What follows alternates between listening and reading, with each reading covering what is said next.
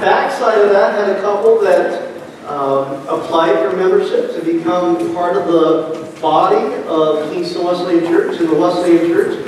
And I'm not going to make them come forward or anything. I'm going to come to them, but I want to welcome Ann and Emily as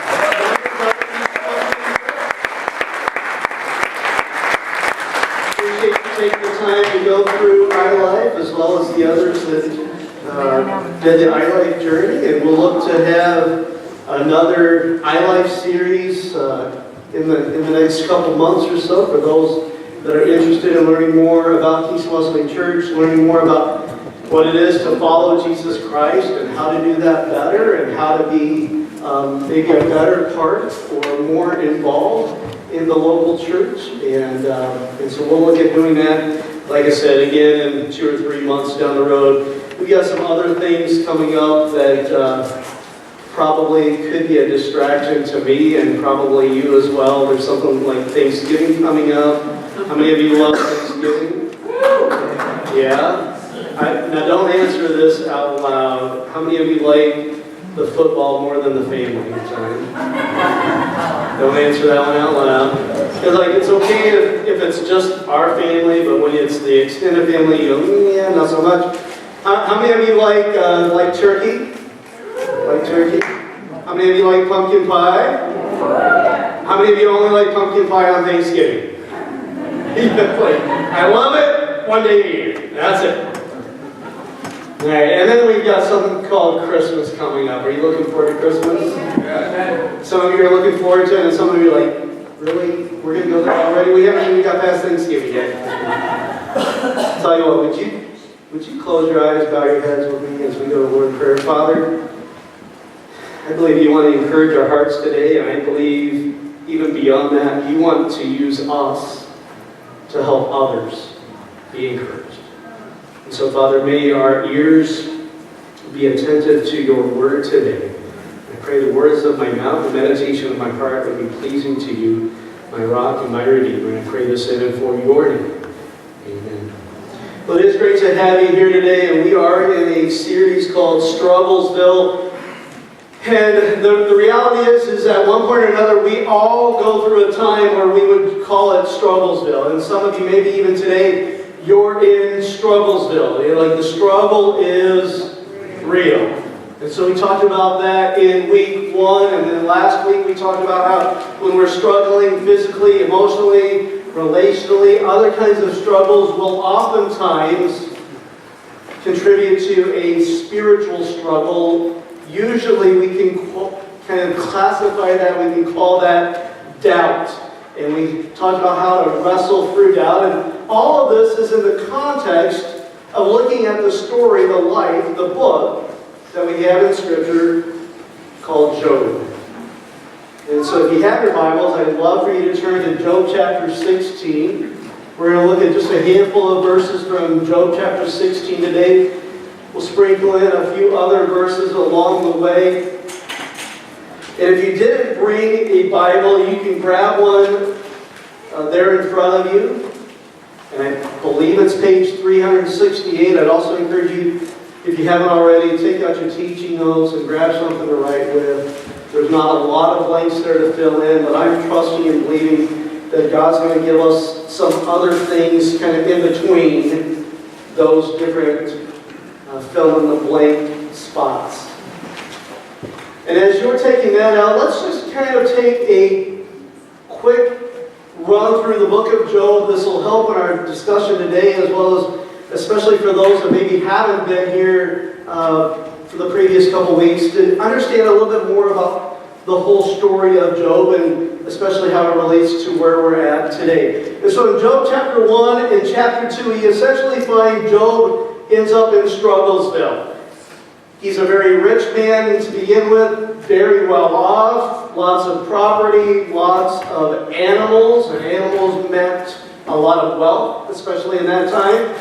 Job also had 10 children and lots of servants. But by the end of chapter 2, all of his animals were gone, most of his servants were gone, and all 10 children were also gone. In addition to that, by the end of chapter 2, Job is covered from head to toe in some really nasty boils that just leave him scratching himself with a broken piece of pottery, trying to find some kind of relief. The struggle is so real for Job at this point that his wife says, you know what, Job, why don't you just curse God and die? Job's in the middle of Strugglesville.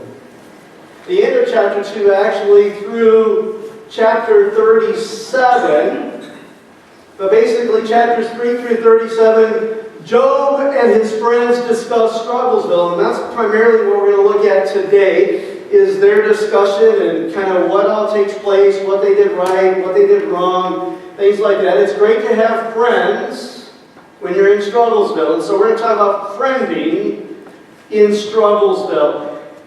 After Job and his friends discuss Strugglesville, chapters 38 through 42, and actually what we talked about last week, because Job makes some different comments and says some things, and he's praying, and just some different things happen in the previous chapters, and God finally speaks up. Chapters 38 through 42 are God and Job discussing Strugglesville and having a little chat. And we talked about that last week. And then, the end of chapter 42, goodbye Strugglesville, Job lives happily ever after. Now, if it would only be so good, and if only we would know that we could have that happily ever after. It doesn't always end that way, and so we'll talk about that a little bit in a couple of weeks.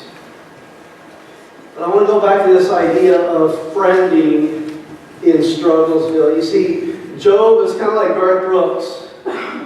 He's got friends in low places. But unlike Garth Brooks' friends who try to drown those blues with whiskey and chase them away with some beer and things like that, Job's friends come along and they try to talk to him.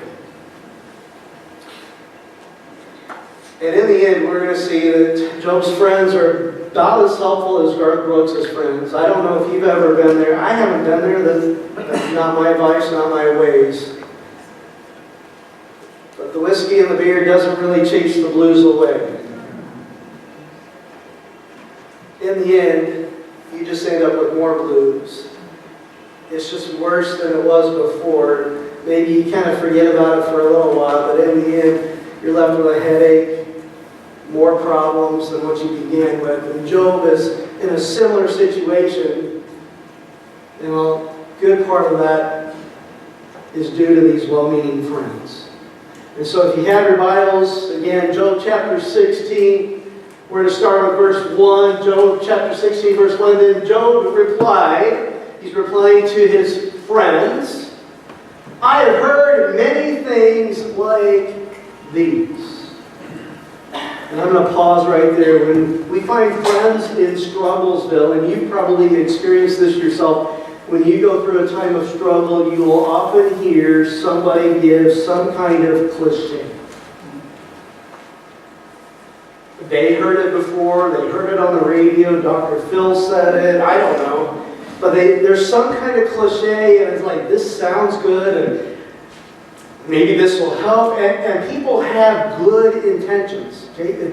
Understand this. Job's friends had great intentions. And Job's like, I've heard many things like this before. And there are a lot of different cliches that I hear, especially in my line of work and doing funerals in particular. You hear a lot of cliches that make me cringe on the inside. There are some cliches that people say, well-meaning, they're well-intended, that they want to bring relief, they want to bring comfort. But they'll say something, and on the inside, it's just like fingernails on a chalkboard in my heart and mind, and going, oh, don't say that. Don't say that. Well, one of the things that I hate the most, just so you know, you might want to write this down. God just needed another angel. And you're like, what's wrong with that? I just said that last week. Okay? That is wrong on so many different levels, okay? Number one, God doesn't need. So we're starting off in the wrong spot, okay? God just needed. God doesn't need anything. He's self-sufficient. Okay? So you're already off to a bad start. God just needed another angel. Okay? If God wanted another angel, guess what? He just created one. He didn't need another one. Okay? I'm going to just keep going because again, this really bothers me. Okay? If nothing else, I'll feel better after this. Okay, not only does God not need it, if He did need, He could just create. But the other thing, very clearly through Scripture, there's a difference between angels and humans never become angels. Okay? And so it's important that we understand Scripture. Well, why is that important? Well, because when you say God just needed another angel, no matter how well-intended you mean it, it's not biblical. God didn't need. He could have just created. People don't become angels. And just one more note while I'm at it. When you say God just needed another angel, and you're talking to me, I'll just put myself in those shoes. As somebody that lost an infant child, stillborn child, you say, well, God just needed another angel. Well, why did He take mine? You just make it sound like God is selfish. God is not selfish. Well-intended, but wrong on so many levels. Job say, I've heard many things like this before. All your cliches, that's great. And there are some cliches that aren't like that one. They're not ones that I can just pick apart and go, wow, this is wrong on so many different levels. But nonetheless, they're cliche, and people are like, yeah, I already heard that one. Yeah, I already heard that one. I already heard that one. And Job says, you are miserable comforters. I'm just giving you guys a grade on your comforting skills. You're miserable. You're miserable at making me feel not miserable. You're horrible.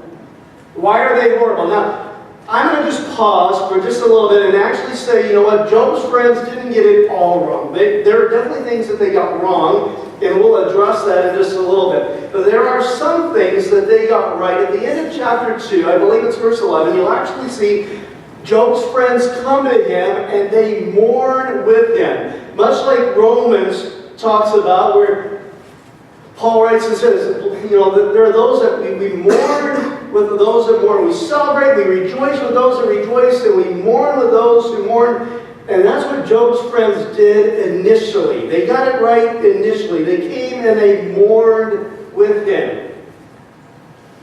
In fact, they just sat there for a week, silently, and wept with him. Didn't say a word for a week. They got it right for a week. They did really, really well for a week.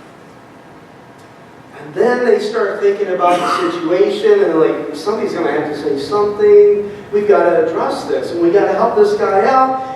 And they start looking at the situation, and they start thinking about things, and they start drawing some conclusions, and those conclusions lead to what they make as a solution.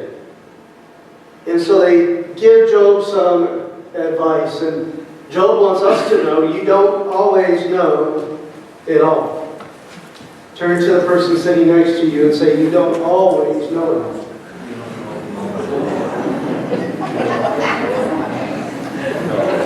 Now turn to the other person and say, you don't always know it all. Now some of you had way too much fun with that. and some of you used the wrong inflection at certain points. You don't always know it all. You see, there are things in people's lives, and when they're going through trouble, that we just don't know. We don't know their situation. We don't know all of what's going on. We don't know all of what they're feeling. We don't know. Job's friends didn't know all of what was going on. You see, we're on the other side of things. We're like 4,000, 5,000 years after Job, somewhere in that part, maybe even a little bit more than that. And we've got this view into the throne room of heaven that says Satan came to God, had to report like the other angels came and reported, and God says, hey, where have you been? You say, well, just roaming around. Well, have you considered my servant Job? There's no one like him. He's blameless. We talked about that in chapter 1. But these friends didn't know that. They thought Job had been blameless, but now what they see is Job's like got it wrong. Job's in the middle of Strugglesville, and there's no getting out. So that leads them to think, because what they know, based on the culture of their day, the understanding of their day, is bad things happen to bad people.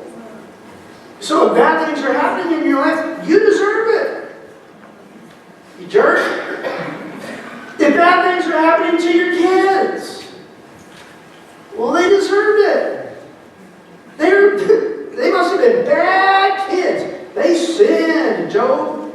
So they make conclusions about Job's children, and they make conclusions about Job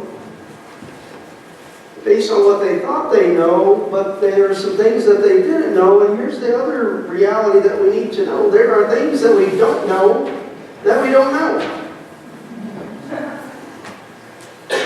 Did you know that? You didn't know that you didn't know that you didn't know.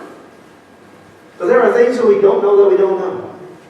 And it's important to understand that you don't always know it all. So when I find myself friending in Strugglesville, there are a couple things that I try to do. I'll be the first to admit, I don't always get it right. But there are a couple things that I really try hard not to do. The first thing that I try hard not to do when somebody is in Strugglesville and I'm trying to comfort them, trying to bring them peace, is I try not to say, I know how you're feeling. I know exactly what you're going through. Because I don't know. I can guess. There are certain things, yeah, there's probably some similarities. If you're going through the loss of a parent, you just experienced the loss of a parent. I've been there, I've done that. I know what it's like to lose a father. I don't know what it's like to lose your father. I had a relationship with my father that's probably different than the relationship that you had or had with your father.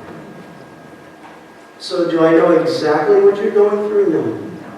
I was at a certain age and a certain stage in my life when I lost my father. You may or may not be in that same state. I don't know exactly what you're going through. I know what it's like to lose a parent. I know what it's like to have a parent that is struggling with dementia and Alzheimer's. I know what that's like, but I don't know how it's affecting your parent or your spouse. So there are some things that I know, but there are also some things that I don't know. And so I try really hard not to say, I know what you're going through. Because though I may have an idea, I don't truly know. The other thing that I try not to do is I try not to give advice unless I'm asked. When somebody's grieving, when somebody's going through a difficult time, maybe they're having a hard time with their children, and I'm like, wow, Pastor Lynn, they just won't listen to me, blah, blah, blah, blah. Unless they ask, unless they say, Pastor Lynn, what do you think I should do? Well, I try not to give advice. Sometimes it's really hard, but I try not to give advice for a couple reasons. One, unless they're asking, they may not actually be wanting it. And so if they're not really wanting it, they're not probably going to follow it anyway. But the other thing, I want to make sure that I have as much information as I can so that I can give the best advice that I can. Because I can give some advice, and it may be sound advice, but it may do them no good because it doesn't apply to their situation, because I didn't figure out enough and I didn't take the time to find out enough to really know what their situation is. Such is the case as we go back to Job. Chapter 16, verse 3. Will your long-winded speeches never end? Ever been there in Strugglesville and you have people that are coming to you and you think they're trying to help comfort you, but they just want to go on and on and on and on. And like, what ails you that you keep on arguing? What's wrong with you? Job said, it's like you need the therapy section. Well, why do you keep going on? Do you think this is helping me? So the second thing I think Job would tell us is, God gave you 2 ears and one mouth. Do the math. 2 ears, 1 mouth. There's some logic here. Especially when we find somebody in Strugglesville, we need to listen a lot more than they need us to talk. Sometimes when somebody finds himself in Strugglesville, one of the greatest gifts that we can give to them, one of the most beneficial things that we can give to them is just to sit down and listen. Just to say, I'm here. Because it's going to be really difficult to give good advice unless you're a good listener. And it's going to be hard to give good advice if you're not a good listener, and it's hard to be a good listener if you don't ask some good questions. Because sometimes people aren't maybe as forthcoming with the things that are really going to be helpful unless you can ask some good questions and help them kind of verbalize what's going on, the pain that they're feeling, the doubt that they're going through. We need to be able to provide people some space for them to be able to just share what's going on and not feel like they're going to get chastised, not feel like they're going to get hit over the head, that we're going to beat them over the head with the Bible. That doesn't mean that we don't correct something that's like, oh, wait a minute, God's not like that. I absolutely. There's a place and a time to say, wait a minute, let's look at this. But instead of preaching at them, if you can redirect, if you can share a story, well, here's how I've experienced God in my life. I know things are difficult. I know it doesn't always seem like God's listening. And, I know this situation is different than what you're going through, but when I went through this, here's what I felt at the time, and here's how God spoke to me, and here's what encouraged me. But remember, 2 ears, 1 mouth. Job's like, you guys just keep talking and talking and talking. You don't listen. By the way, what chapter is this in? 16. Thank you. All right, I got one person listening this morning. Chapter 16, if you go back to our little introduction and we did the overview of the book of Job, Job and his friends are talking about Strugglesville from chapter 3 through chapter 37. Almost in the midway point, Job says, wait a minute, time out. You guys stink at this. You're horrible at making me feel better. But did they listen? No. He gets done talking and one of them jumps right back in. We find 10 chapters later, chapter 26, Job's like, enough with the words. You guys keep you're snuffing things out. I mean, whatever hope might be there, you guys just keep dumping water on it. Cut it out. But they don't listen. Listen. When you have friends in Strugglesville, they need you to listen. They need to know that you care. Enough to close your mouth and listen. Ask questions. Don't think you've got all the solutions. Because we already covered it, but you don't always know. As much advice, as much experience, as much knowledge and wisdom as you have to offer, you don't always always know it all, and sometimes people aren't in a place to receive that anyway. They just need you to listen. And Job is saying, friends, right now I just want you to listen. Could you do that for just a little bit? Just listen. Well, Job continues on. Verse 4, I also could speak like you if you were in my place. I could make fine speeches against you and shake my head at you. Don't you just love that when you're in Strugglesville, things are hard, and you find that there are those that they just shake their head at you like, yep, you're in a mess. You deserve it. And they just point fingers and like, okay, even if we were to agree, and it's not the case with Job, but even if we were to agree, yes, I deserve it, how about you help me get out of this mess? How about you help me learn what to do better and work with me instead of just shaking your head at me? I can shake my head at you, but my mouth would encourage you.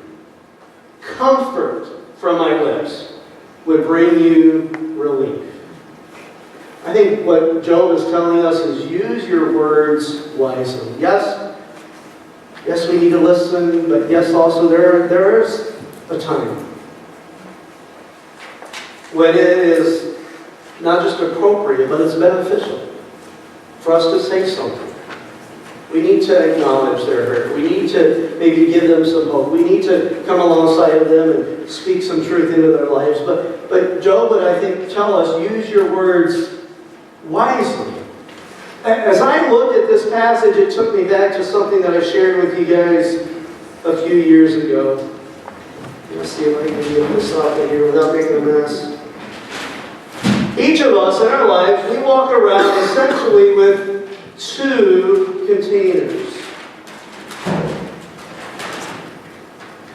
We walk around with a gas can and a water bucket. As you go back to Job chapter 16, I need a victim, a volunteer. Somebody. Randy, is that you? I see your hand back there? I don't have my glasses on, so that's the way back. Randy, come on up. Thank you. All right. I don't know if this is a good idea or not. All right. So, Randy, you know how to work a lighter?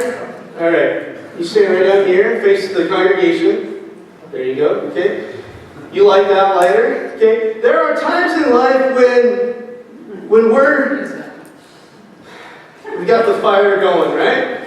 And we need some encouragement. There's not a lot of hope, but we've got a little bit of hope. And we need somebody to come along, and there's no gas in here, and I got the lid on, right? You good? Okay? And we need somebody to kind of pour some gas on that and help that hope to grow. We need that to go a little bit more. And we need encouragement. There are other times when I see how talented you are. Can you do two lighters at the same time? Maybe. Here we go. All right. Give him a hand. There are other times when Job says, comfort from my lips would bring you relief. And so there's other times when we would just water on it and say, you need some relief.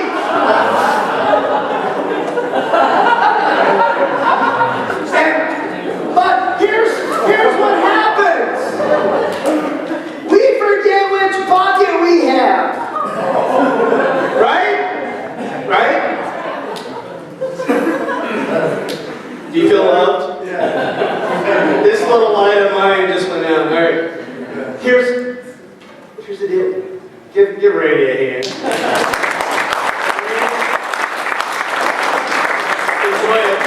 Enjoy a Dairy Queen blizzard.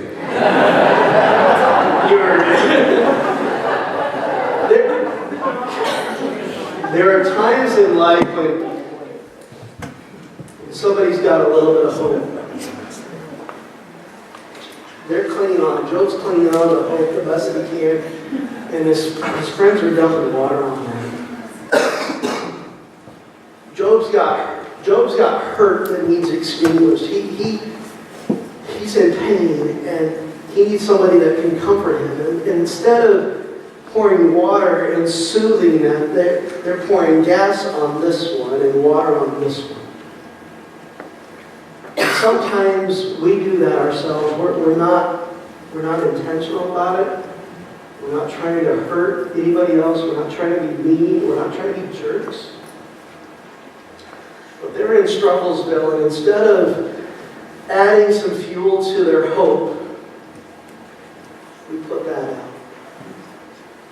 And instead of bringing some soothing water to their burning pain and anguish, we just pour gasoline. It's well-meaning, but in the end it hurts and it causes more damage. And they're further into Strugglesville than what they were before we came. And it's not our heart, it's not our desire.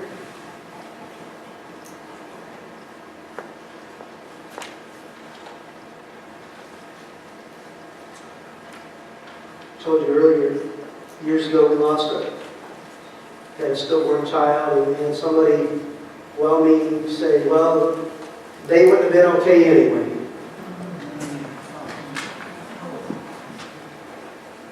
By the grace of God, I didn't punch her in the mouth.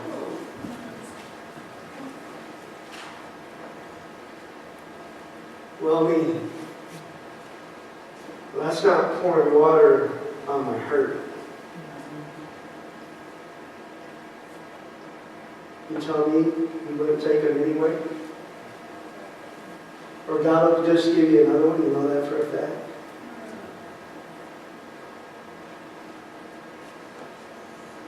Folks, we've got to be careful.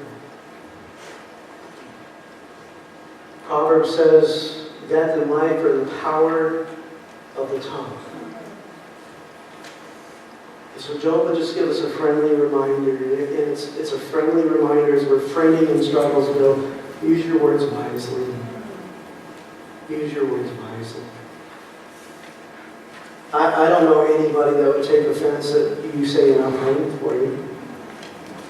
I don't think anybody that would take offense at you saying, hey, you know what, I'm praying for you. Would you mind if I just pray for you right now? And you just pray like that God would encourage, that God would visit them with His presence, His peace, His strength, and His comfort.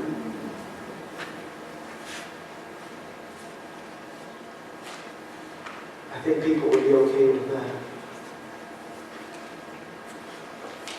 Keep those three things in mind. People need our help when they're in Strugglesville, and we need to remember that we don't always know it all. It might be helpful to say you never know it all, but I'll just give you some grace this morning and say you don't always know it all, okay? Keep in mind that we have 2 ears and 1 mouth. And keep in mind that we need to use or choose our words wisely. To really look at bringing help and healing to those that are struggling, those that are hurting, those that have experienced loss, those that are wrestling with death. I think your hearts are there. I think the desire is there, just like it was with Job's friends. We just need to be a little bit more mindful of what we're doing. I'll leave you with this final piece of advice, if you will. When it comes to using our words wisely, the best way that I have found to know that my words have the best chance of coming out with wisdom is if I'm asking God for wisdom. Sometimes I don't have a lot of time because I get the phone call and I've got to say something, I've got to be able to respond. And I can't really pray about it for a long length of time. That's when those arrow prayers are going, Lord, please help me. 20 plus years of ministry, and I still find myself more times than not knowing what not to say. I don't have words. I'm human. And sometimes just saying, I don't know what to say right now, I'm that's enough. Okay? But Lord, give me wisdom. Help me to say the right words right now, Lord, that I could be your mouthpiece, that somehow I could bring them peace, that you would use me to bring them your peace. Father, I want to help them. I want to help this situation to be better. Use me. Give me the words to say. And I rely on that. So I'll be the first to admit I'm not smart enough. I found out a long time ago, I don't know it all. I don't know it all. But I know someone that does. And He's faithful. And if we'll ask for wisdom, He'll give us wisdom. There are those that you know that are in Strugglesville. Will you friend them and friend them well? I'm going to invite our ushers to make their way forward, as well as the praise team.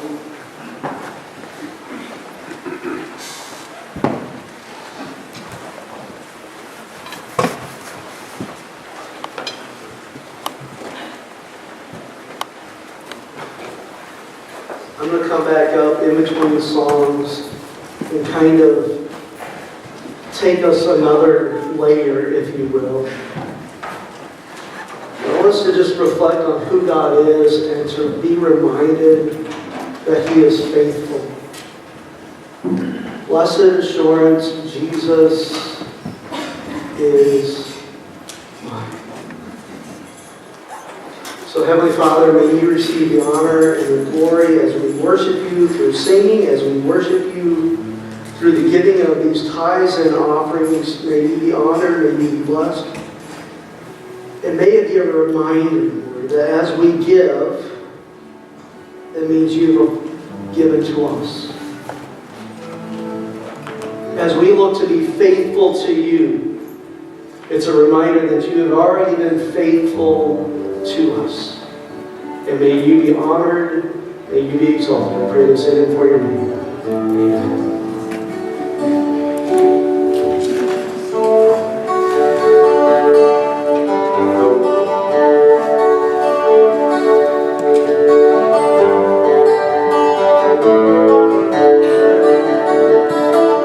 Blessed